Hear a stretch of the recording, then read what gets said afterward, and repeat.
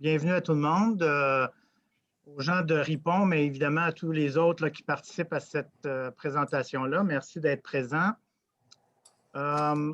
Juste vous informer, en fait, pour ceux qui ne me connaissaient pas, là, moi, je suis professeur à l'ISFOR, à l'UQO, depuis 6 ans, et je suis aussi professeur à l'UQAM, l'Université du Québec à Montréal. Je suis aussi le directeur de l'Institut des sciences de la forêt tempérée. Et en fait, cette conférence-là lance notre colloque annuel de l'ISFOR qui va débuter officiellement demain matin. Et donc, on invite tous ceux qui veulent participer à s'inscrire. Allez sur le site de l'ISFOR, vous allez avoir de l'information. Mais ce soir, je voulais vous parler un peu d'un projet ISFOR Ripon pour vraiment améliorer la forêt urbaine de Ripon pour la rendre plus abondante, donc d'augmenter le nombre d'arbres, mais aussi surtout plus résiliente. Donc, sans plus tarder, je vais vous faire un peu le plan de ma présentation. En fait, je vais commencer à vous donner un peu des informations sur l'arbre. Je suis quand même professeur et je dois quand même essayer de vous partager un peu d'informations. Donc, le premier point que je vais discuter, c'est vous présenter l'arbre comme un être complexe, sensoriel et adaptable. Après ça, je vais vous parler de l'arbre comme étant un organisme très généreux. Vous allez voir qu'on dépend énormément de l'arbre pour notre bien-être. Je vais vous faire un peu un survol de la présence de l'arbre sur Terre, un survol historique, mais aussi un survol spatial, vous dire un peu où on trouve les arbres, où sont les régions où il y a le plus de forêts et le plus de diversité. Un volet un peu plus noir, donc l'arbre menacé, vous parlez un peu là, des menaces qui pèsent sur l'arbre et sur la majorité des écosystèmes terrestres aussi. Et je vais finir en beauté en vous parlant des arbres de Ripon et vous parler de ce projet-là, ISFOR Ripon, qui vise à augmenter le couvert forestier de Ripon et surtout de le rendre plus résilient. Donc, l'arbre, un être complexe, sensoriel et adaptable. Bien, avant de commencer, j'aime souvent regarder comment les artistes perçoivent les arbres. Donc, vous avez ici différents types d'artistes avec différents types de perceptions qu'ils ont des arbres. Et moi, je vous dirais que j'ai une petite préférence pour Émilie Carr, une artiste de la Côte-Ouest. J'aime beaucoup ses peintures parce qu'elle représente souvent les arbres, comme vous voyez, comme un genre de forme très dynamique et presque des arbres qui bougent et se déplacent. Et j'avoue que ça me rejoint quand même assez bien. Avant de commencer, j'aimerais vous définir c'est quoi un arbre. Et pour faire ça, bien, je me suis référé à un des plus grands spécialistes des arbres, un Français, un chercheur, Francis Allais. Et dans ce magnifique bouquin, Plaidoyer pour l'arbre, il décrit l'arbre comme un grand végétal qui peut atteindre au moins 7 mètres de haut, sinon on parlerait plutôt d'arbuste, avec un tronc qui est ligneux, avec des racines, souvent des branches et ou des feuilles. Donc, vous voyez quand même une définition assez large. Mais lors d'une présentation qu'il avait faite à l'Université de Montréal, il avait défini un arbre d'une façon assez loufoque et particulière. C'est un végétal qui, lorsqu'il est mature, si vous foncez dedans avec un auto, bien, votre auto va arrêter de façon très brusque. Et ça définit un arbre par rapport à peu près toutes les autres plantes qu'on peut trouver sur Terre. Un autre aspect intéressant, là, de plus en plus en étudiant les arbres, on s'aperçoit que les arbres peuvent percevoir leur environnement, sont capables de percevoir leur environnement et qu'on peut, évidemment, on ne parle pas des mêmes sens que nous, mais avec des perceptions que vous allez voir, là, je vais vous montrer un certain nombre d'exemples, mais qui permettent à l'arbre vraiment de comprendre ce qui se passe autour d'eux et d'essayer de trouver des façons de s'adapter pour mieux survivre parce que le grand défi, quand vous êtes un arbre, imaginez-vous, vous allez germer un endroit et vous allez devoir rester au même endroit pendant 100 ans, 200 ans, 1000 ans, jusqu'à 5000 ans. Donc, c'est très, très important de bien comprendre ce qui se passe autour de vous pour pouvoir survivre. Et en fait, jusqu'à maintenant, on a trouvé environ 700 types de senseurs olfactiques, thermiques, chimiques, photosensibles, gravitationnels, etc. Et c'est tous des senseurs qui permettent à l'arbre justement de mieux s'adapter et de mieux survivre et surtout de détecter ce qui se passe autour de lui. Je vous donne un exemple. Une photo que j'ai prise dans ma forêt il y a quelques années. Si vous regardez, par exemple, un érable à sucre qui pousse en sous-bois, si vous le regardez du haut, hein, ici, c'est un érable à sucre d'à peu près 2 mètres de haut, et vous voyez que ses feuilles sont toutes placées de façon à éviter à peu près que les feuilles se superposent. Donc, il y a vraiment une façon de percevoir son environnement, de placer les feuilles afin de maximiser l'interception de la lumière. Et donc, la feuille est capable de faire ça sans avoir des yeux, je m'excuse, via un genre de pigment qu'on appelle le phytochrome, hein, qui est pas un organisme, mais un pigment qui permet de détecter lorsque la lumière est plus à l'ombre, ou en fait, quand il y a plus d'ombre ou il y a moins d'ombre. Et comment l'arbre fait ça? C'est en mesurant la quantité de lumière rouge ou de lumière rouge lointain à l'aide de ce phytochrome-là. Et ça lui permet à ce moment-là de détecter où placer sa feuille, par exemple, pour éviter d'être sous une autre feuille et d'avoir moins de lumière. Donc, c'est un genre on peut parler d'un genre de perception qui ressemble un peu à des yeux parce qu'ils peuvent percevoir quand même ce qui se passe autour de lui.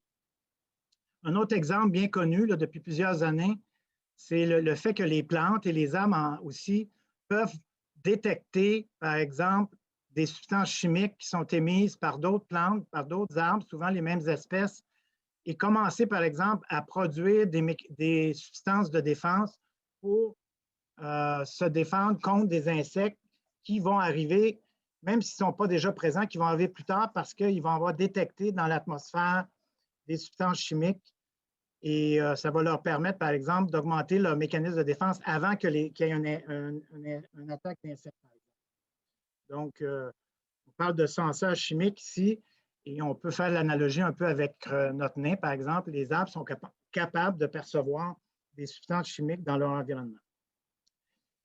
Bon, l'arbre, évidemment, est un être social, on le sait. Ils vivent habituellement en communauté, très rarement seuls, sauf que lorsqu'on les plante en ville, par exemple.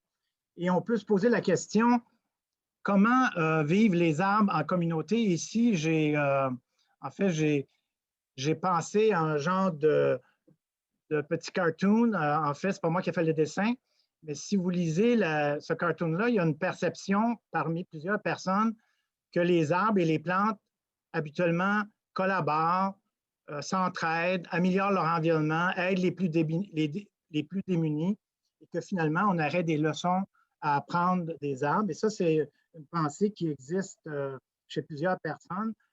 Et si vous avez déjà vu ou lu ce livre-là de M. Wohlleben, La vie secrète des arbres, dans un article du Smithsonian, par exemple, il disait que lui, il compare un peuplement de hêtres à un troupeau d'éléphants où les arbres s'occupent des leurs, aident les malades et abandonnent avec tristesse leurs morts. Donc, une perception que je dirais très humaine hein, de comment les arbres collaborent ou interagissent entre eux. Je suis un collègue de UBC, un professeur à l'Université de Colombie-Britannique, qui a beaucoup étudié les mycorhizes et qui disait dans ce même article-là que les arbres mères veillent au bien-être de la forêt et de ses petits et qu'ils vont être capables de détecter des signaux de détresse et augmenter l'aide aux plus démunis. Donc ça, c'est vraiment, je dirais, une certaine perception des gens que les arbres en milieu naturel, entre eux, sont plutôt en harmonie et qu'il y a beaucoup d'entraide entre les arbres. Il y a une autre vision que j'appellerais un peu plus darwinienne. Par exemple, ici, un petit semis qui pousse à l'ombre d'un grand arbre peut dire à cet arbre-là, « Hé, le vieux, je bois du noir, quand vas-tu donc pourrir et me laisser tes éléments nutritifs? » Parce que le petit semis qui est à l'ombre d'un arbre, évidemment, il y a moins de lumière, il y a moins d'éléments nutritifs et il espère que l'arbre dominant va mourir, tandis que le vieil arbre, ben, va dire, mon petit Naro, tu n'es pas encore né, qui va me voler mon calcium? Parce que souvent, les feuillus en particulier sont déficients en calcium et les arbres plus matures vont essayer de le conserver. Donc ça, c'est une vision plus de compétition. Et juste vous dire que quand on étudie ça et qu'on regarde un peu ce qui se passe ou ce que les gens disent au niveau scientifique, on s'aperçoit que c'est vraiment une vision entre les deux. Et ici, j'ai fait un peu une liste de toutes les interactions qu'on peut trouver en forêt. Il y a de la compétition, il y a de la facilitation, il y a de la complémentarité, Il y a de la symbiose. Une des plus belles symbioses, c'est vraiment entre les arbres et les champignons qu'on appelle les mycorhizes. Il y a du mutualisme, il y a du parasitisme, puis il y a même du neutralisme. Donc, c'est toutes ces interactions-là qui font que dans un milieu naturel, il y a des arbres qui vont dominer sur d'autres à un moment donné. Et selon le type d'environnement, le type de climat, il y a des espèces qui vont dominer par rapport à d'autres. Donc, si je passe à mon deuxième élément, l'arbre généreux, bien, vous savez, de tout temps, je dirais, l'arbre a joué un rôle très, très important dans l'évolution humaine. Au niveau des premières métallurgies, évidemment, ont utilisé le bois pour pouvoir développer les armements ou toutes les choses en métal. Maintenant, dans la construction, c'est très, très important. Plusieurs civilisations ont développé leur flotte de bateaux parce qu'ils avaient accès à des forêts avec des arbres très particuliers. Donc, l'arbre a toujours joué un rôle très important. Mais peut-être une chose qu'on oublie, c'est qu'au niveau terrestre, 75% des espèces terrestres vivent ou dépendent des arbres comme habitat. Donc, c'est vraiment un individu ou un organisme qui est très, très important dans le maintien de la biodiversité au niveau planétaire. Mais quand on pense aussi aux utilisations de l'arbre, évidemment, on pense au papier, on pense à peu près à tous les fruits et les noix qu'on peut manger viennent d'arbres, des huiles essentielles. Il y a un produit, par exemple, comme la vanilline qui goûte comme la vanille, mais qui vient d'une extraction de la lignine et qui coûte beaucoup moins cher. On peut faire des fibres rayonnes, viscoses pour des vêtements, de l'énergie, évidemment, les champignons produits de l'érable. On est dans le temps des sucres, des médicaments, etc. Donc, énormément d'utilisation. Mais maintenant, si on pense à nous qui vivons en ville, il y a tout je dirais, une recherche qui se développe sur ce qu'on appelle les services ou les bénéfices que les milieux naturels nous rendent. Et au niveau des arbres, par exemple, en ville, on sait que les arbres filtrent l'air, vont réguler le climat, vont purifier l'eau, vont réguler l'eau, contrôler l'érosion et qu'ils ont un effet très, très important sur la santé mentale, la santé physique. Beaucoup d'études qui montrent que, par exemple, quand vous marchez dans un parc, votre tension artérielle va baisser. Et évidemment, les arbres augmentent le côté esthétique au niveau biodiversité et même la valeur des maisons. Donc, en ville, les arbres jouent un rôle très, très important. Donc, passons à l'arbre dans le monde. Peut-être un petit peu vous ramener un peu au début de l'arbre. L'arbre serait apparu sur Terre il y a environ 370 millions d'années. D'ailleurs, on aurait trouvé ici un des premiers ancêtres de l'arbre dans une mine de charbon près de New York. Donc, les premiers arbres auraient ressemblé à ça. Et en fait, si on regarde l'évolution, ben les arbres auraient évolué des algues, excusez-moi, qui seraient sorties de l'océan pour commencer à migrer sur le sol. Et ça leur a quand même pris une centaine de millions d'années avant que ces premières plantes terrestres-là évoluent et développent ce qu'on appelle une structure ligneuse qui lui a permis de pousser en hauteur. Donc, les premiers conifères, toute la famille des sapins, pruches, pins, le ginkgo, serait apparu il y a environ 365 millions d'années. Ça leur aurait pris environ 165 millions d'années avant d'avoir ce qu'on appelle les angiospermes, qui sont à peu près toutes les plantes à fleurs, dont les feuillus, les érables, les peupliers, les acajou. Donc, ça donne un peu une idée de l'évolution de l'arbre sur Terre. Actuellement, sur la Terre, il y aurait environ 4 milliards d'hectares de forêt et on aurait éliminé la moitié de ces forêts-là depuis l'expansion humaine, surtout parce qu'on a défriché pour l'agriculture, pour les villes, pour développer des chemins. Donc, on aurait perdu environ la moitié de la superficie des forêts dans le monde. Et en termes de forêts relativement intouchées, j'ai mentionné relativement parce qu'avec les changements climatiques et les espèces envahissantes, je dirais qu'à peu près toutes les forêts du monde sont touchées par l'influence humaine, mais il resterait environ 1,5 milliard, surtout dans le nord du Canada, dans le nord de la Russie et dans les grandes forêts équatoriales, il resterait quand même 1,5 milliard de forêts relativement non touchées. si on regarde, par exemple, Ripon, où on se situe au niveau planétaire en termes de grands biomes, bien, on se situe vraiment, là, je dirais, entre le biome de la forêt feuillue tempérée et le biome de la forêt boréale. Ça expliquerait, par exemple, quand vous allez dans les forêts ici, que vous voyez un peu un mélange de conifères et de feuillus. Donc, on serait vraiment à l'interface de ces deux grands biomes-là. Et maintenant, si on se demande, ben, quels sont les pays qui ont la plus grande superficie de forêt? Et là, je parle en pourcentage et non pas en surface. Ce n'est pas évidemment le Canada parce que bien qu'il y ait beaucoup de forêts au Canada, une grande partie au nord qui est dénudée de forêt, donc qui diminue la proportion. Et peut-être que ça va vous surprendre, mais la Finlande serait l'un des pays qui aurait la plus grande proportion de forêt. Je pense que plus de 90% du pays est couvert de forêt. Et encore plus surprenant, le Japon, parce que c'est un pays qui est très accidenté et dans les montagnes, toutes les montagnes du Japon sont vraiment recouvertes de forêt. C'est quand même un pays qui a un très haut pourcentage de forêt. Et ici, vous voyez une magnifique forêt de bambou au Japon. En termes de nombre d'espèces, encore une fois, malheureusement, au Québec et au Canada, ce n'est pas le pays où il y a le plus d'espèces. Pour vous donner une idée, on aurait recensé environ 60 000 espèces d'arbres dans le monde. Donc, la diversité des espèces d'arbres dans le monde est très, très élevée. Et comme vous le savez probablement, c'est dans les milieux tropicaux où on a le plus grand nombre d'espèces.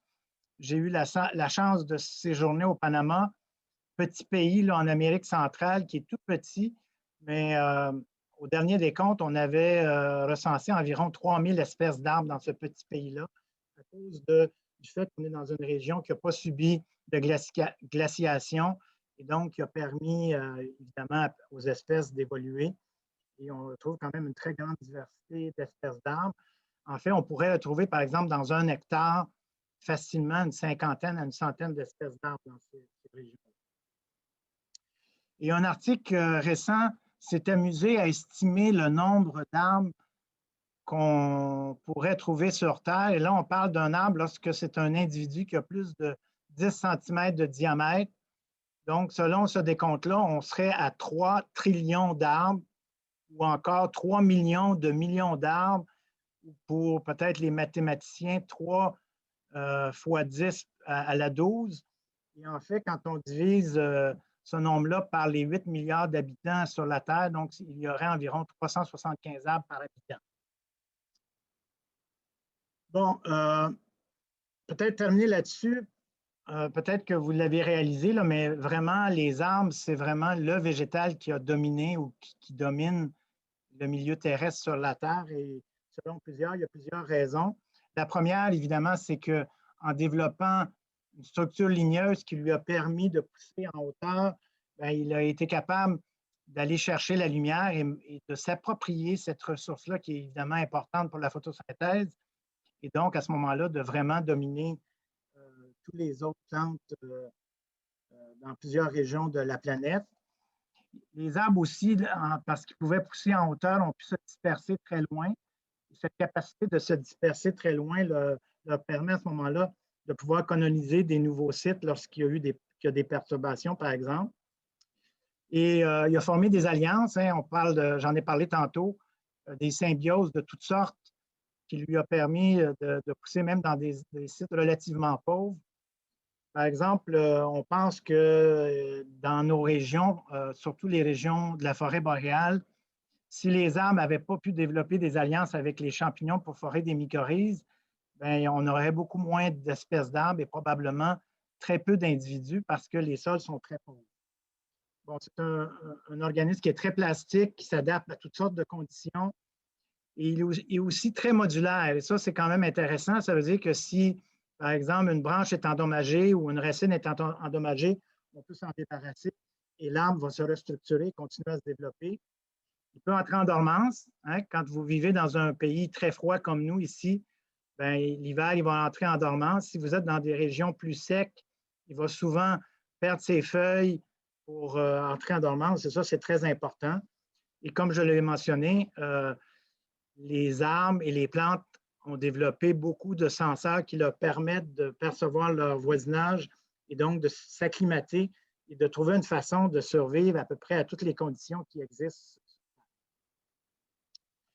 Donc, j'aime beaucoup cet arbre-là ici à Ripon. Donc, quand on regarde les arbres, souvent, c'est ce qu'on voit. Hein? On voit la partie aérienne, on voit les branches, mais ici, c'est une affiche qui va apparaître. Là, je vous donne l'information, mais c'est une affiche qui va apparaître dans la future exhibition sur l'arbre qui sont en train de développer à la Maison de l'Arbre du Jardin botanique. Et en fait, cette image-là présente vraiment c'est quoi un arbre. C'est évidemment la partie de la cime, feuillage, le tronc, les racines. Mais ce qu'on ne voit pas ici, évidemment, c'est tous les liens avec beaucoup de champignons, de mycorhizes et aussi au niveau aérien, tous les échanges d'informations en termes de composés organiques volatiles qui permettent à cet organisme-là d'échanger de l'information, de mieux s'adapter, de modifier son allocation, etc., puis d'essayer de survivre à des conditions qui sont souvent très, très difficiles. Bon, l'arbre menacé, comme vous le savez, évidemment, avec les changements climatiques qui s'accélèrent, bien, les arbres sont soumis à des chaleurs de plus en plus importantes, à des périodes de sécheresse, à des vents violents, à des inondations. Et tout ça font qu'il y a plusieurs espèces dans certaines régions qui vont peut-être avoir de la misère à s'adapter et à survivre. Il y a évidemment les activités humaines, surtout en milieu urbain. Là, à chaque fois qu'il y a une construction, un développement urbain, je dirais le déneigement ou même le seul fait d'attacher un vélo sur un arbre, souvent on va cogner notre vélo sur l'écorce d'un arbre et ça va créer une micro-blessure. Et à force de répéter ça, ça va causer quand même des dommages assez importants. Et évidemment, il y a tous les insectes et maladies. Vous avez entendu parler de la grille du frêne, qui est un petit insecte qui vient d'Asie, qui est en train d'éliminer tous les frênes de nos villes. Mais si on regarde un peu ce qui s'est passé là, dans l'histoire très rapide des grandes maladies ou des grands insectes qui ont eu des effets importants au niveau nord-américain, il faut retourner il y a environ 120 ans, là, le fameux châtaignier, qui était une espèce très, très abondante du côté est des États-Unis, dans la chaîne des Appalaches. C'était un arbre qui était présent par milliards d'individus. Et à cause d'un petit champignon venant d'Asie, cet arbre-là est presque complètement disparu. Donc, ça, c'était probablement un des premiers grands événements. Maintenant, par exemple, la pruche, ça, c'est un arbre, par exemple, que j'ai beaucoup dans ma forêt. Bien, on parle de plus en plus d'une mort annoncée de la pruche à cause d'un petit puceron qu'on appelle l'anigère, qui est présent aux États-Unis, qui est en train de migrer, qui serait rendu dans le sud de l'Ontario et qui va arriver au Québec probablement dans les 20-30 prochaines années et qui va fortement endommager nos forêts de pruche. Les frênes, j'en ai déjà parlé. Ils ont attaqué fortement les frênes des villes, mais maintenant, tous les frênes en milieu naturel vont y passer probablement. Le hêtre aussi, hein, la lente disparition du hêtre à cause de la maladie corticale du hêtre, une maladie là, qui aurait commencé dans les provinces maritimes du Canada et qui aurait migré très lentement, mais qui est maintenant bien installée un peu partout au Québec et même en Outaouais. Voilà ce que ça donne. Le noyer cendré, magnifique espèce. Avec le chancre du noyer, c'est de plus en plus difficile de trouver des noyers qui sont en santé, tellement que je pense qu'au Québec, on parle d'une espèce qui est menacée à cause de cette maladie-là. Ça, c'est tous des insectes, des maladies exotiques qui nous viennent soit d'Europe et d'Asie, puisque c'est des régions qui ont des climats et des genres et des familles d'arbres qui sont très semblables à nous. Et là, je vous montre un magnifique petit insecte, le longicône asiatique, qui est présent aux États-Unis, qui était présent en Ontario. Il semblerait qu'on l'aurait contrôlé jusqu'à maintenant. Un insecte qu'on contrôle, mais qui risque à tout moment d'exploser. Et juste vous donner une image un peu choquante, là, mais c'est une ville au Connecticut avant le passage de cet insecte-là et après. Et là, ça, c'était des érables qui étaient présents dans cette rue-là. Et tous les érables ont dû y passer. Donc, c'est une espèce qui serait... En fait, c'est une espèce qui s'attaquerait de façon particulière à l'érable. Et tout ça, évidemment, est relié au fait de l'augmentation de nos échanges commerciaux. Vous savez, on est situé, comme je l'ai mentionné au début, ici à Ripon ou dans le sud du Québec, entre la forêt tempérée et la forêt boréale, qu'on partage avec une bonne partie de l'Europe et une bonne partie de l'Asie. Et en fait, les échanges commerciaux qu'on fait, c'est beaucoup avec ces pays-là et évidemment avec les États-Unis, hein, dans l'Est des États-Unis. Et d'ailleurs, vous avez ici un article assez récent qui faisait un peu l'inventaire des insectes et des pathogènes qui sont présents aux États-Unis et qui risquent d'avoir des impacts chez nos espèces d'arbres aux États-Unis, mais aussi au Canada. Et en regardant cet article-là, j'ai vu qu'il y avait environ 25 insectes, maladies exotiques qui risquent dans les prochaines années d'affecter environ une trentaine de nos espèces d'arbres. Et ça, c'est environ la moitié des espèces d'arbres qu'on trouve de façon naturelle au Québec. Donc, on peut penser qu'il y a environ la moitié de nos espèces d'arbres au Québec qui sont menacées par ces insectes et maladies exotiques. Donc, j'arrive au sujet qui nous intéresse peut-être le plus, mais qu'est-ce qu'on peut faire dans nos villes en particulier pour essayer d'avoir des arbres qui vont se maintenir ou qui vont continuer à fournir les services qu'on a besoin. Donc, comment diminuer les risques pour nos arbres de rue, de maisons et de parcs. Et en fait, l'idée est une idée assez simple. Ce qu'il faudrait faire, c'est d'essayer de diversifier le plus possible les espèces d'arbres qu'on plante dans nos villes en fonction des menaces qu'on connaît, qu'on appréhende, mais aussi en fonction de menaces qui sont encore inconnues parce que je vous dirais que dans les 20 à 30 prochaines années, on ne sait pas exactement comment le climat va changer et surtout, on ne sait pas quel nouvel insecte ou quelle nouvelle maladie va nous arriver et affecter une nouvelle espèce qu'on pensait qui peut être résistante jusqu'à maintenant. Donc, l'idée dont je vais vous parler aujourd'hui, en termes de maximiser la résilience des arbres d'une ville comme Ripon, c'est d'augmenter la diversité que j'appelle fonctionnelle. Je vais vous expliquer ce que ça veut dire, mais aussi la diversité en genre et en famille pour s'assurer, par exemple, que si un insecte, une maladie s'attaque à un genre ou à une famille en particulier, on va minimiser la perte de nos arbres. Et ce concept-là, il y a un nom en écologie, en évolution, on appelle ça le concept de portfolio, qui est relié à vraiment ce qu'on fait au niveau des finances et à une expression qui dit qu'il ne faut pas mettre tous nos œufs dans le même panier parce que si le panier tombe, tous nos œufs vont casser. Donc, c'est mieux de le disperser dans différents types de paniers. Mais je vous dirais, et vous allez comprendre, si vous avez des investissements, par exemple, pour votre retraite, je suis pas mal certain qu'on vous a dit qu'il fallait diversifier vos investissements pour essayer de les mettre dans des secteurs économiques qui sont très, très différents les uns des autres pour vous assurer que peu importe s'il y a un secteur économique qui va mal, il y a un autre secteur économique qui va aller mieux et à la fin, vous allez avoir des revenus relativement stables. Et donc, dans notre stratégie de plantation d'arbres en ville, on devrait faire un peu la même chose. Donc, diversifier de façon intelligente les espèces d'arbres, justement pour réduire les risques qui sont connus, mais même des risques qui sont inconnus, pas encore connus. Donc, une approche qui s'inspire d'une règle, une vieille règle qu'on appelle de Saint-Amour, qui dit qu'on ne devrait jamais avoir dans une rue ou dans une ville plus de 10 d'une même espèce, 20 d'un même genre ou 30 d'une même famille, avec l'idée de justement minimiser les risques de maladies et d'insectes qui affecteraient, par exemple, une espèce, un genre ou une famille. Mais je vais ajouter une approche de diversité fonctionnelle et je vais vous expliquer un peu cette nouvelle approche-là qui permet aussi à ce moment-là je dirais, de se prévenir contre des risques qui sont même encore inconnus.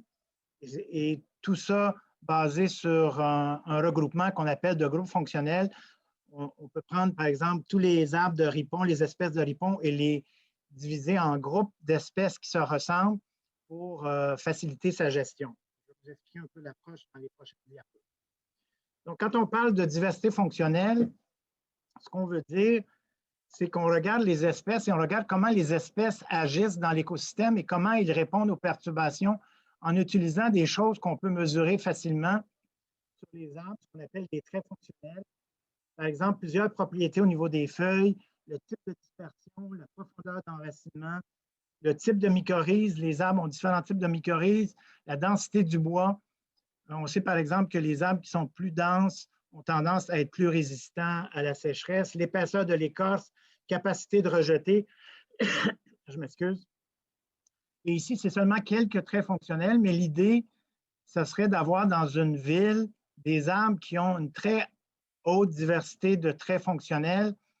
À ce moment-là, on pourrait s'assurer que peu importe le type de perturbation qu'on va avoir, il y a des espèces qui vont être affectées, d'autres ne le seront pas, et à ce moment-là, on va perdre seulement un faible pourcentage de nos espèces d'arbres. Et pour faciliter cette gestion-là, mon collègue Alain Paquette et moi, on a travaillé sur ce qu'on appelle des groupes fonctionnels. Vous avez ici une caractérisation des 200 espèces d'arbres qu'on a trouvées dans la ville de Montréal. On a fait des analyses au niveau d'à peu près une dizaine de traits fonctionnels et on a regroupé ces 200 espèces d'arbres-là en 5 grands groupes fonctionnels de 1 à 5. Et après ça, on les a subdivisés avec 5 autres sous-groupes pour arriver avec une division soit de 5 grands groupes ou de 10 sous-groupes fonctionnels, en se disant que quand on planifie la plantation d'arbres dans nos villes, au niveau de chaque rue, au niveau de chaque parc ou au niveau de chaque, je dirais, voisinage, on devrait essayer de planter des espèces de tous ces groupes fonctionnels-là. Et ce faisant, on va minimiser les risques de tous les perdre si, par exemple, il y avait une sécheresse ou une maladie ou une inondation, on aurait des espèces qui seraient plus sensibles à ça, mais d'autres espèces qui le seraient moins. À ce moment-là, on aurait un genre de garantie qu'on ne perdrait pas une grande proportion de nos espèces d'arbres. Donc, tout ça arrive à la dernier volet de ma présentation, les arbres de Ripon et le projet ISFOR Ripon. Vous avez ici une photo du centre-ville de Ripon, hein, vous vous reconnaissez. Donc, vous avez la rue principale ici, l'ISFOR ici, la coopérative de solidarité. Donc, vous voyez un peu quelle est la situation actuelle des arbres à Ripon. Et je me suis quand même amusé parce qu'on avait publié un article récemment qui faisait l'inventaire des grandes villes dans le monde au niveau de différents critères, dont un, le nombre d'espèces qu'on trouve dans ces villes-là et, par exemple, la proportion de l'espèce la plus abondante et la proportion des 5 espèces les plus abondantes. Et vous donner un exemple, à Medellín, en milieu tropical, vous avez, par exemple, dans cette ville-là, 446 espèces d'arbres. Donc, c'est une des villes probablement au monde qui a la plus grande diversité d'espèces d'arbres. Si on compare à l'opposé, une des villes qui en a le moins, les grandes villes, Edmonton, par exemple, dans un milieu quand même beaucoup plus nordique, avec beaucoup plus de contraintes, quand même 97 espèces d'arbres. Et ici, en vert, ici, je ne l'ai pas mentionné, là, mais à Medellín, en Colombie, l'espèce la plus abondante faisait seulement 8 du couvert forestier. Les 5 espèces les plus abondantes, 25 tandis qu'à Edmonton, l'espèce la plus abondante fait 25 et les 5 espèces les plus abondantes, 67 Si on regarde Montréal, Montréal, c'est 235 espèces d'arbres, donc quand même une diversité assez intéressante, dont 17 de la même espèce, une espèce de frêne, et environ, on ne le voit pas ici, là, mais environ 55 des 5 espèces les plus abondantes. Et je me suis amusé à regarder Ripon, hein, la ville la plus importante. Mais à Ripon, on a inventorié 46 espèces d'arbres. Quand même, c'est à peu près la moitié de ce qu'on trouve dans une ville comme Edmonton. Ce n'est pas mauvais. 16 de l'espèce la plus importante. Et j'aimerais, si je pouvais avoir un feedback de votre part, vous demander quelle est l'espèce la plus représentée à Ripon. Et j'avoue que ça m'a surpris. Je vais prendre de l'eau et vous laisser penser à ça, mais en fait, c'est l'érable à sucre. Donc, l'érable à sucre serait l'espèce la plus abondante. Et quand on fait l'inventaire des 5 espèces les plus abondantes, on arrive à 54 des arbres présents à Ripon, là, dans le centre-ville, sont de 5 espèces. Donc, il y a quand même, je pense, une façon de diversifier ça pour être moins vulnérable. Par exemple, s'il y avait un insecte, une maladie ou un changement climatique, qui affecte une ou deux espèces, on pourrait perdre une grande proportion des arbres de ripon. Tout ça a commencé en 2019 lorsque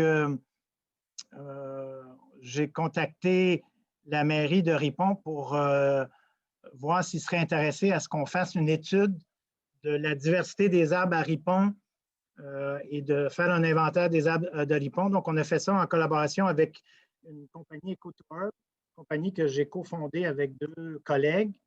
Et l'idée, c'était d'utiliser Ripon vraiment comme un test pour commencer à évaluer un nouveau modèle qu'on était en train de développer, un outil qu'on appelle SilverCity, qu'on a développé en partenariat entre l'UQAM et EcoTour, qui permet d'évaluer quand on a l'inventaire des arbres, c'est quoi la diversité des genres, des espèces, la diversité fonctionnelle, et aussi de prendre plein de décisions en fonction de plein de critères. Je ne vais pas entrer dans les détails, mais Ripon a été, je dirais, notre ville test pour développer cet outil-là.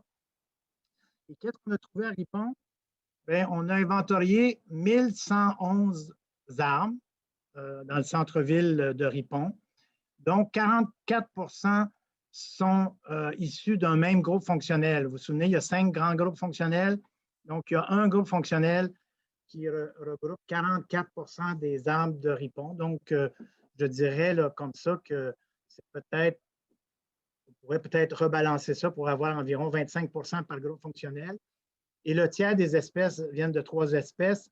Et il y a 24 des arbres qui seraient en fin de vie, donc des arbres qui risquent de mourir dans les 15-20 prochaines années et on devrait commencer à penser de les remplacer. On a fait aussi des calculs sur les services que ces arbres-là fournissent, mais je ne vais pas entrer dans les détails. Au niveau de la diversité fonctionnelle, bonne nouvelle, la forêt de Ripon est quand même assez diversifiée, plus que la ville de Québec, plus que la ville de Montréal. Donc, on est quand même dans ce qu'on appelle l'intermédiaire élevé, pas en termes de nombre d'espèces, mais en termes de répartition au niveau des grands groupes fonctionnels. Une chose un peu moins drôle, par exemple, un peu moins positive, c'est le fait qu'on a fait un calcul du pourcentage de la ville ou du centre-ville qui est couvert par des arbres, et Ripon se situe à 13 si on compare à Gatineau, qui est 16 Montréal, 20 et Québec, 32 Donc, on a quand même de la place à s'améliorer vraiment pour une ville en milieu rural. Je pense qu'on devrait faire un effort d'avoir un plus grand pourcentage d'arbres dans notre ville. Si on regarde maintenant les genres, pas seulement les espèces, mais les genres, je vous ai dit, l'érable à sucre est bien représenté. Le cèdre, évidemment, beaucoup de haies de cèdre. Le cerisier est important. L'épinette, les mélèzes. Et pour les gens là, qui connaissaient vos espèces, on se rend compte en regardant ces espèces-là qu'une bonne proportion des espèces d'arbres qu'on trouve à Ripon, c'est des espèces indigènes, comme on trouve dans nos forêts, sauf évidemment le cèdre, qui est peut-être plus abondant, les pommiers, évidemment, le lilas aussi, mais le pin, le mélèze, les épinettes, les érables. Donc, c'est toutes des espèces qu'on trouve dans nos forêts. Maintenant, on a aussi regardé la proportion des espèces d'arbres qui avaient ce qu'on appelle des menaces biotiques, c'est-à-dire des maladies ou des insectes qui risquent de venir affecter ces espèces-là dans les 30 prochaines années. Et on a divisé ces espèces-là en nombre de, par exemple, ici, 30 des espèces d'arbres à Ripon ont plus de 5 menaces biotiques possibles. Donc, c'est des espèces qui risquent d'être affectées par une ou plusieurs problèmes d'insectes ou de maladies, et 10 où on n'en a aucun, et 20 juste une menace. Évidemment, plus le nombre de menaces est élevé, ça veut dire plus ces espèces-là sont potentiellement à risque dans le futur. On a aussi regardé l'état de santé global des arbres en regardant s'il y avait des blessures, des champignons, etc. Et ça, c'est quand même une bonne nouvelle. 51 ont une santé moyenne, 35 bonne.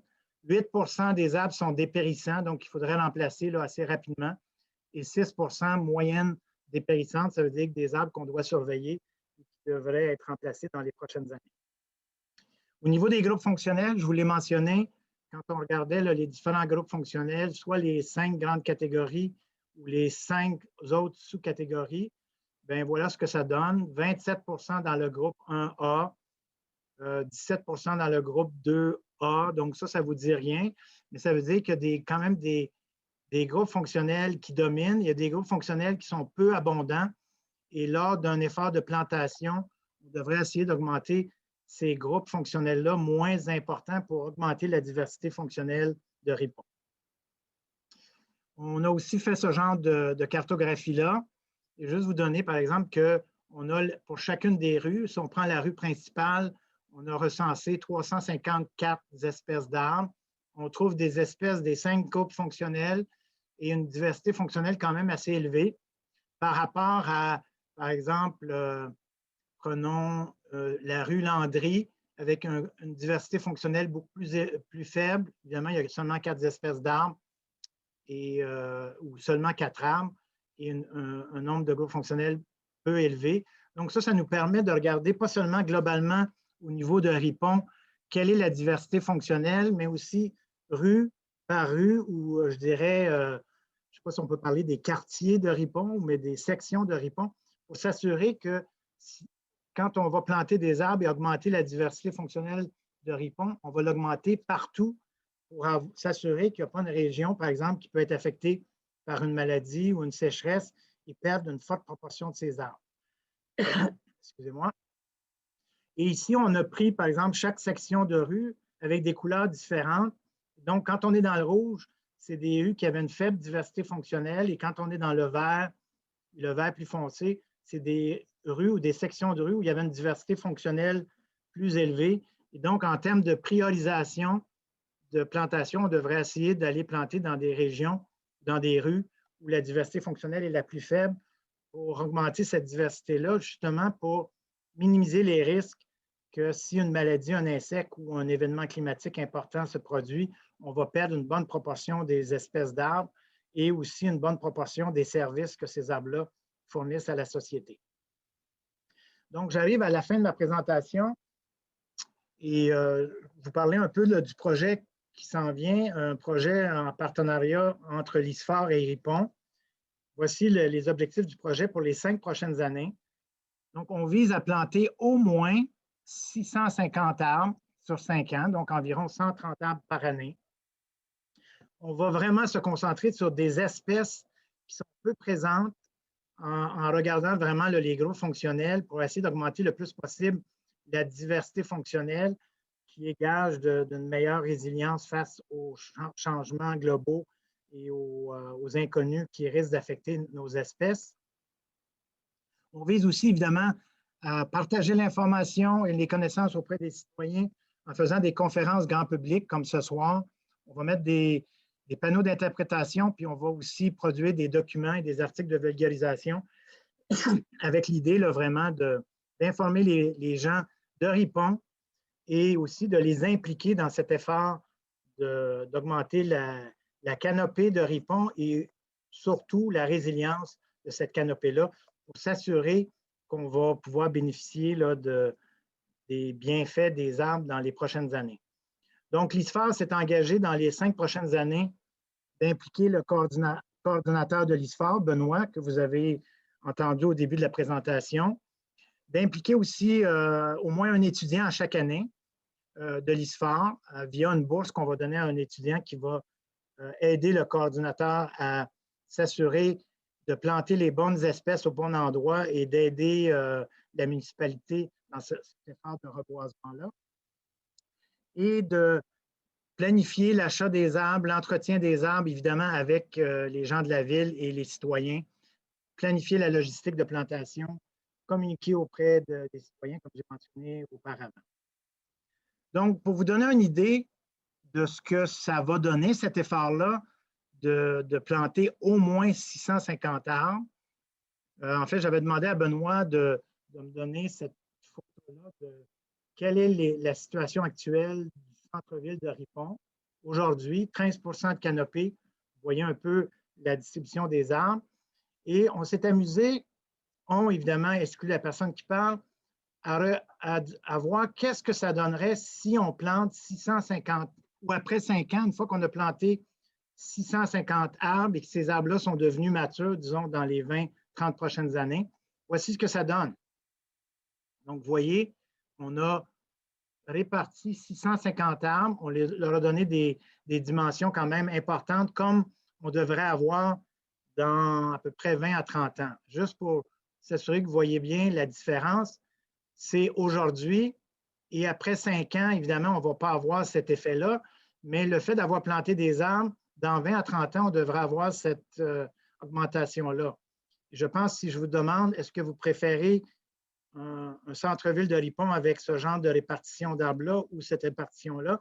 Je pense que tout le monde va évidemment vouloir avoir une répartition plus importante. Et c'est un peu l'objectif qu'on s'est fixé là, dans les 5 prochaines années, d'implanter ces arbres-là. Et évidemment, après, on espère continuer, mais on a quand même un objectif bien précis dans les 5 prochaines années. Donc, merci beaucoup. Et voici un petit dessin d'un centre-ville. Évidemment, j'ai voulu ajouter l'ISFAR ici. Et avant de prendre les questions, juste vous dire qu'on va être très intéressé à recevoir de tous les citoyens de Ripon, ceux qui veulent planter des arbres sur leur terrain, de nous contacter. Vous pouvez aller sur le site de l'ISFAR. Vous allez avoir un formulaire que vous pouvez remplir. Contactez Benoît. Et dans les prochaines années, on va travailler avec vous pour essayer de planter une grande diversité d'espèces d'arbres et d'augmenter la couverture arborée de Ripon. Merci beaucoup. Merci beaucoup, Christian, pour ta belle présentation. On va ouvrir la période de questions. Je vous invite à lever la main en utilisant là, le petit icône réaction dans le bas à droite. S'il y en a, vous pouvez également mettre votre question là, dans le chat. Puis je vais pouvoir la poser, moi, à Christian. Je vais garder la diapo de Ripon dans 20 à 30 ans. Ah, c'est beau, ça. C'est pas beau? Et donc, vite comme ça, je ne vois pas de questions à première vue. Christian l'a mentionné, pour ceux qui veulent un formulaire, on a mis sur la page, sur le site de l'ISFAR, une page qui présente un peu plus en détail le projet. Puis il y a un formulaire là, pour les propriétaires de Ripon qui sont intéressés. Là, vous pouvez soit le télécharger sur cette page-là. La municipalité a un endroit aussi sur le site de la municipalité qui amène vers le site web. Mais on en a aussi mis devant l'ISFAR à l'extérieur en version papier. Benoît, je vois des questions sur le chat. Oui, ben, je vais donner, il y a Guillaume qui a levé sa main. Je vais donner la parole à Guillaume en premier. Okay. Après ça, on va aller dans le chat. Parfait. Salut, Christian, tu m'entends bien? Salut, Guillaume. Salut, ça va? Je dois répondre à un de tes courriels. Je le sais, je m'excuse. Non, c'est pas grave. Ça s'en vient. Là, j'avais une question sur le projet. Oui.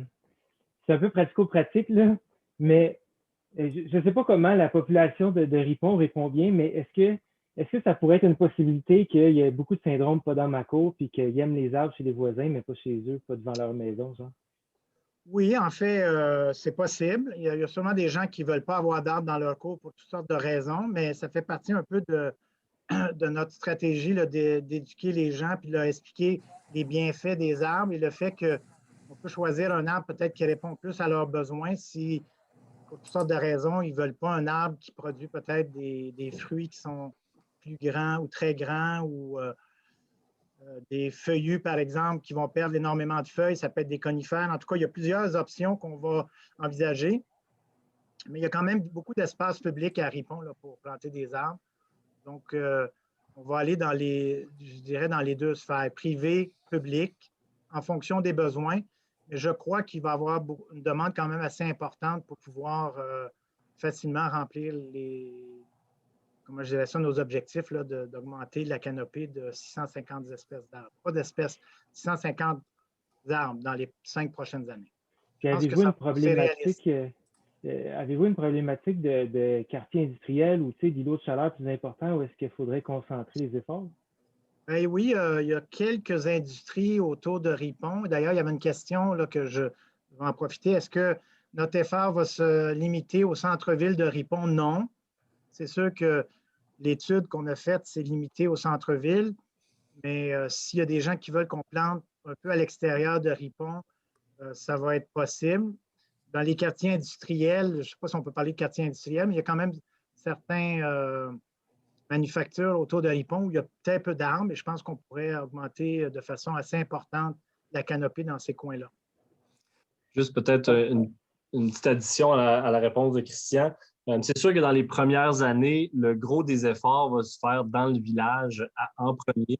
Mais ce qu'on est en train de développer, là, le projet vraiment en démarrage, c'est aussi une façon d'accompagner les propriétaires qui ne sont pas nécessairement dans le village puis qui ont un intérêt à planter des arbres en leur fournissant de la documentation, en leur donnant une idée de comment développer une stratégie pour augmenter la diversité des espèces qui se retrouvent sur leur terrain également.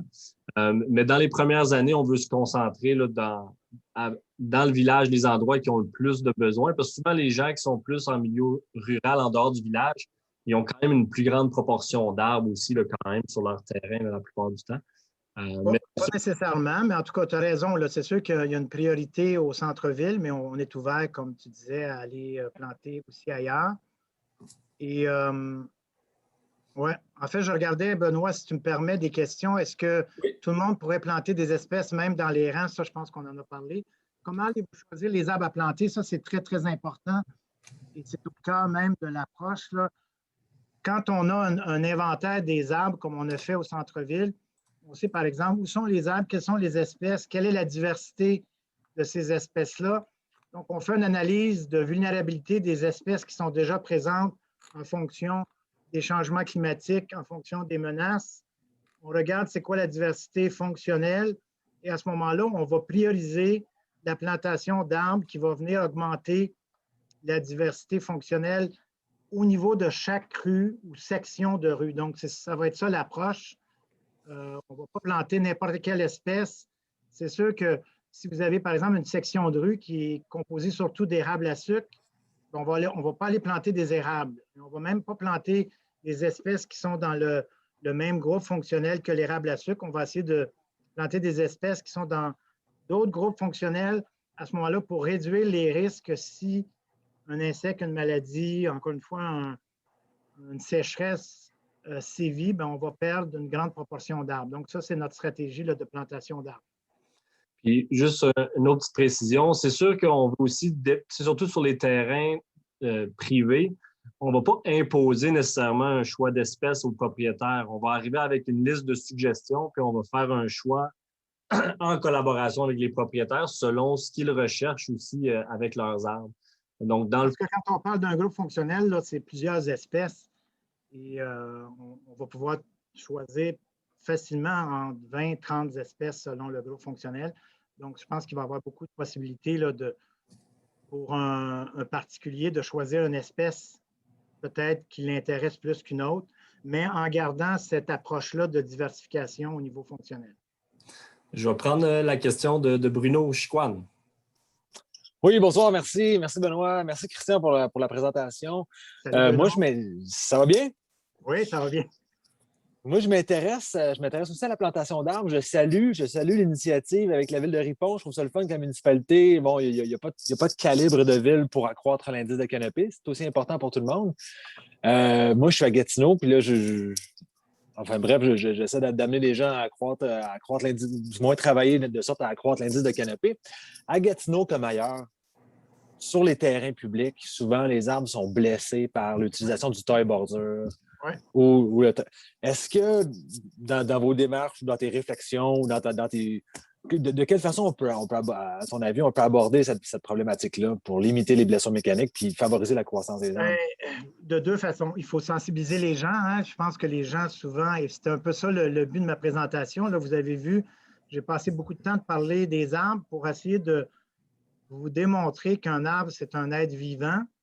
Hein. Puis c'est un être qui est sensible, même s'il est très résilient, c'est un être qui est sensible. Il faut savoir que la partie vivante de l'arbre et le cambium qui est juste en dessous de l'écorce, c'est qu'il y a des arbres qui ont une écorce très, très mince et que, juste, comme je disais, juste le fait d'attacher un vélo sur un arbre peut blesser un arbre. Donc, je pense que c'est de sensibiliser les gens, de peut-être mieux protéger nos arbres aussi en mettant peut-être des clôtures.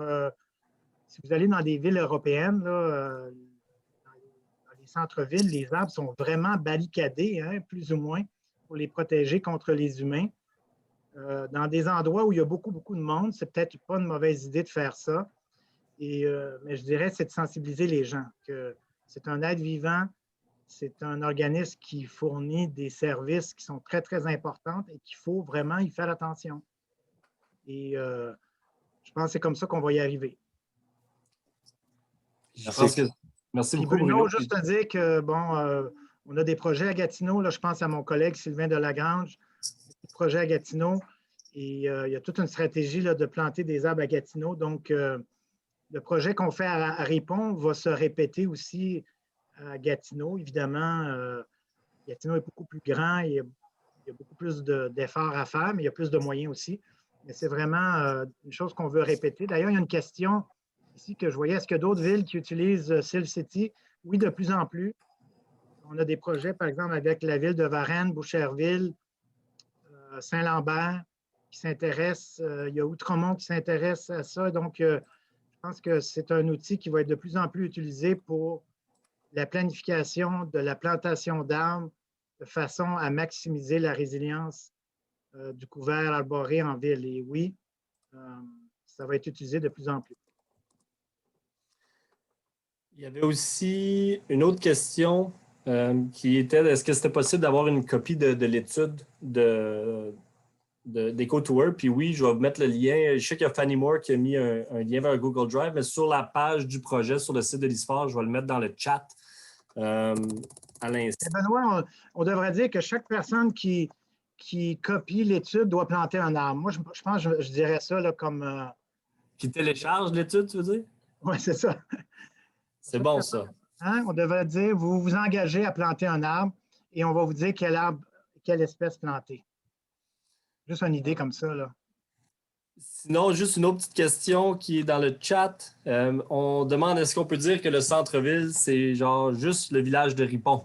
Effectivement, pour l'instant, moi, j'appellerais ça peut-être plus centre-village que centre-ville. Oui, mais je comprends là, la frustration des Riponais qui ne sont pas au centre-ville.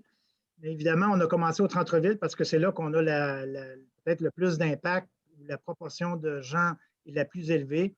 Mais ne vous inquiétez pas, s'il y a un intérêt à l'extérieur de Ripon, on va répondre à la demande. Et je sais que pour l'avoir rencontré, les élus là, de Ripon sont très sensibles à ça aussi. Et je pense qu'on va faire un effort pour essayer de satisfaire tout le monde. Mais je pense que ça fait quand même un certain sens d'aller là où il y a la plus grande concentration de citoyens. Et juste préciser, il y a beaucoup de projets en cours avec la municipalité, puis on veut profiter de ce projet de plantation d'arbres pour venir aider à fournir des projets de développement dans le village.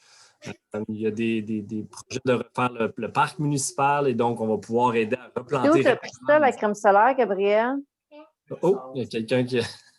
Et donc, tu sais, comme il y a à côté de la coopérative, du marché, il y a beaucoup d'espace, tu sais, qui manque de verdure. Fait qu'on veut rentrer en contact avec les gens de la coop.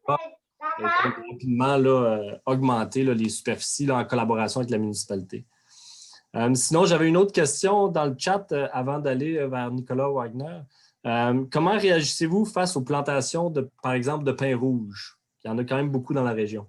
Bien, ouais, ça, c'est une question, aussi une question très importante.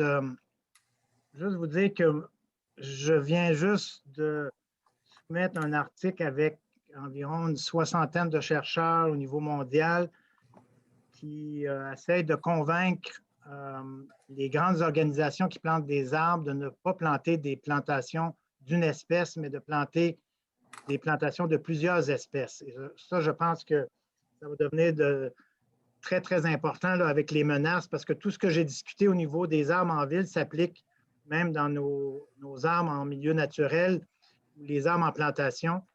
Et, évidemment, des plantations d'une espèce, pour moi, ça n'a plus sa place aujourd'hui dans la nouvelle foresterie qu'on veut faire. Évidemment, il y en a beaucoup de vieilles plantations de pin rouge. On doit vivre avec ces plantations-là.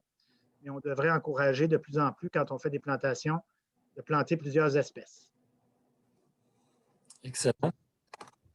Une autre question du chat avant, Nicolas, juste pour essayer d'en passer, il y en a beaucoup qui apparaissent. Vous avez parlé de 25 espèces en danger dans les 30 prochaines années. Ne devrions-nous pas abandonner tout de suite ou du moins minimiser la plantation de ces espèces? Oui, ça, c'est une très, très, très bonne question. Qui pose cette question-là? C'est Simon Ouimet. Oui, j'avoue que je me pose souvent cette question-là. C'est des menaces. Ça ne veut pas dire qu'ils vont se produire, ces menaces-là.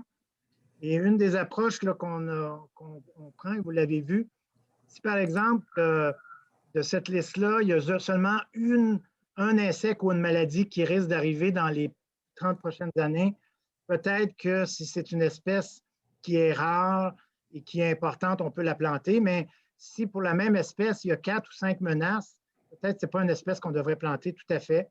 Donc, il faut essayer de faire un choix comme ça. Mais c'est une très bonne question et je trouve ça très triste de voir cette situation-là. Peut-être vous dire qu'il y a une étude en Europe qui est sortie il y a quelques années qui suggère qu'environ 50 des espèces d'arbres européennes sont menacées d'être fortement endommagées dans les 40 prochaines années par toutes sortes de problématiques climatiques, insectes, maladies. Et je pense qu'on a un peu la même situation au Québec. Donc, on risque d'avoir à peu près la moitié de nos espèces d'arbres qui vont être fortement endommagées. Mais les arbres qu'on plante en milieu urbain, c'est peut-être possible de planter des espèces autres que des espèces indigènes et à ce moment-là, d'avoir une plus grande diversité, un plus grand choix quand on plante en milieu urbain. Mais la question est très bonne. Je pense qu'on doit éviter des espèces qui sont menacées par plusieurs insectes et maladies. On ne devrait pas les planter. Vous avez entièrement raison. Nicolas Wagner. Oui, bonjour. Merci beaucoup pour l'excellente présentation. J'ai bien compris l'idée de diversité fonctionnelle. Je trouve ça vraiment charmant et génial pour un village comme mon village de Ripon. Ma question maintenant, là, comme vous disiez, vous êtes aussi là, dans les dans les villes entourant Montréal et même à Montréal, plus spécifiquement comme dans des secteurs comme Outremont. Je me posais juste la question, avant même d'entrer dans la diversité fonctionnelle en ville, ce que je trouve difficile à voir, en fait, c'est des arbres qui ne peuvent tout simplement pas pousser. Autrement dit, leur chance de survie est très minime. À Outremont, il y a d'immenses arbres magnifiques, mais une fois que ces arbres-là centenaires disparaissent, il est très difficile de voir une régénération, en fait, là, soutenable. Autrement dit, on va planter des petits arbres qui ont l'air d'être des chicots au milieu d'une île déserte bétonnée, mais il n'y a vraiment aucune chance, à mon impression, de survie. Donc, à Ripon, ce que je comprends, c'est que comme il y a quand même de l'espace entre les maisons, il y a moins de béton, j'imagine que le projet, et c'est super, va bien fonctionner. Mais comment est-ce que c'est possible de reproduire ou enfin d'améliorer, d'augmenter la canopée en milieu urbain lorsque tout est bétonné et que les arbres, en fait, ont énormément de misère à s'enraciner à long terme dans leur milieu? Bien, c'est sûr que si on prend une grande ville comme Montréal ou même Gatineau, il y a des quartiers qui sont très bétonnés. Je dirais que depuis quelques années, les gens là, qui planifient la plantation d'arbres sont très au courant de ça, ce qu'on appelle les fosses. Il y a eu même un projet, là, il y a environ une dizaine d'années, sur la rue Sainte-Catherine, d'augmenter les fosses parce qu'on s'est aperçu que les fosses n'étaient pas assez grandes, il n'y avait pas assez de sol pour satisfaire la croissance d'un arbre et qu'après 5 à 6 ans, les arbres crevaient parce qu'ils avaient atteint une taille maximale. Donc, on a augmenté les fosses. Mais évidemment, il y a des endroits où c'est plus difficile. Mais je dirais que la grande majorité d'une ville comme Montréal, il y a des endroits, il y a beaucoup d'endroits où on peut planter des arbres et qu'il n'y a pas de problème là, d'espace. Je pense aux zones industrielles, par exemple. Plusieurs quartiers comme Rosemont, où il y a quand même beaucoup d'espace. Il y a des gros arbres, il y a de l'espace pour des arbres pour se développer. Donc, je pense que c'est possible de développer ça. Et je travaille beaucoup avec Hydro-Québec. Il y a aussi toute cette idée-là de recommencer à planter des arbres de haute dimension sous les fils électriques en essayant de les tailler plus tôt pour avoir une meilleure forme, là, pour ne pas avoir à faire des tailles très importantes qui endommagent autant la santé que l'aspect visuel.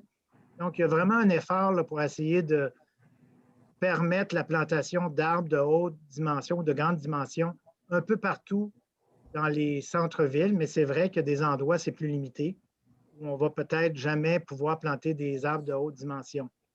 Et ça, je pense qu'on doit vivre avec ça, mais il y a quand même beaucoup, beaucoup d'endroits où on peut améliorer la situation. Merci. On a une autre question de Émilie Sabourin. Est-ce que vous allez planter aussi des arbustes qui pourraient, par exemple, aider les oiseaux? Exemple, sureau, amelanchier, pimbina. Oui, oui. En fait, j'aime beaucoup l'idée, et ça, on n'en a pas beaucoup parlé, mais j'aime beaucoup l'idée de planter des communautés au lieu de planter juste un individu. Hein. J'en ai parlé, l'arbre est un être social, il a évolué en communauté.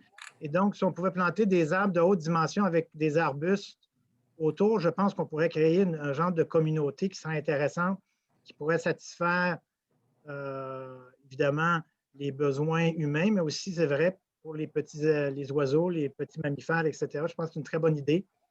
Et c'est quelque chose qui se développe un peu partout là, dans les villes, de créer des genres d'îlots de verdure avec pas seulement des arbustes, des herbacées, des arbustes, des arbres.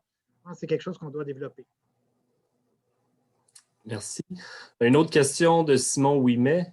Bonjour, je travaille avec ArboPlus. Nous travaillons en arboriculture avec un gros volet de vulgarisation. Nous avons un site. Dans le fond, c'est à moi directement le message. Désolé. Je viens de réaliser. Fait que je vais rentrer en contact avec Simon Ouimet pour ça. Et sinon, on a Romain Trégaro qui pose une. J'imagine c'est Trégaro, j'ai juste vu Romain T. Pourquoi favoriser en milieu urbain une approche par trait fonctionnel plutôt qu'une approche par service écosystémique?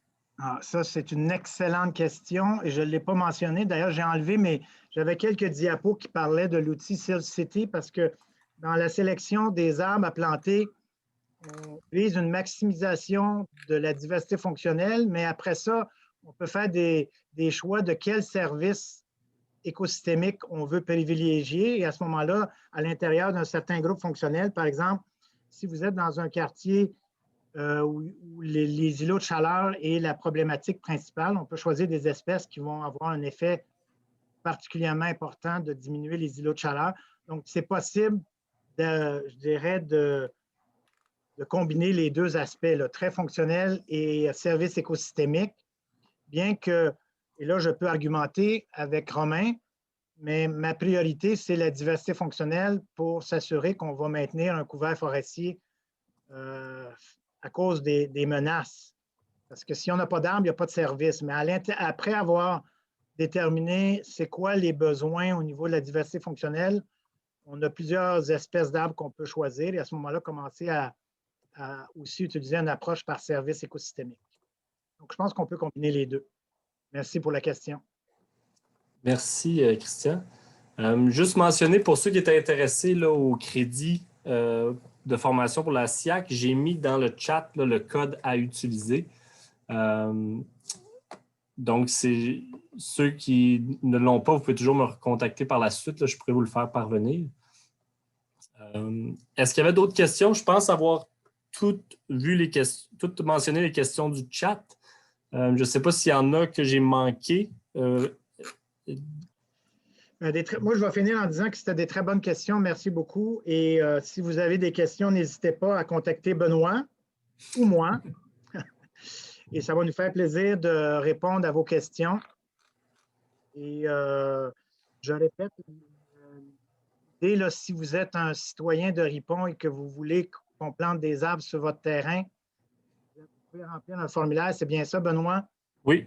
Et on va vous contacter, puis on va discuter avec vous quel serait le meilleur arbre à planter en fonction de ce besoin de diversité fonctionnelle et aussi de vos besoins particuliers en termes de peut-être services écosystémiques ou autres. Je pense qu'il y a de la place là, pour choisir un arbre qui va rejoindre nos besoins de diversification et vos besoins en particulier. Excellent. Bien, un gros merci, Christian, encore pour ta présentation. Et vive la diversité, là, je vois un message. Oui, tout à fait, c'est la clé.